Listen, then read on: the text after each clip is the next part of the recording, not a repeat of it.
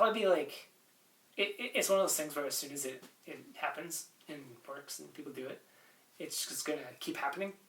Where because like to do it in this world right now, there's so many weird energies all over the place. Like just the buzz of internet routers and cell phone towers and all this stuff everywhere. There's so much just in the air that to be like the first one to do it would be really difficult because you have to like develop that understanding and clarity and whatever enough that you can get to that point. And then it's kind of like that thing like if you're already extremely balanced and aware and all that, you're not going to go out of your way to use these like to do things like that. Like there's no reason for that you would ever bother honing something like a special a supernatural ability to do something because you're busy, like you're inward, you're good, you're content, you're whatever.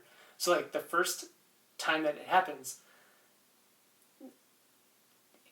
it would take somebody who is so developed that they can do it, and then for them to actually have a reason to go out of their way to do it and to show off and to showcase it. It's kind of like throughout all of old Buddha practices and stuff like that. There's or just any old thing. It's like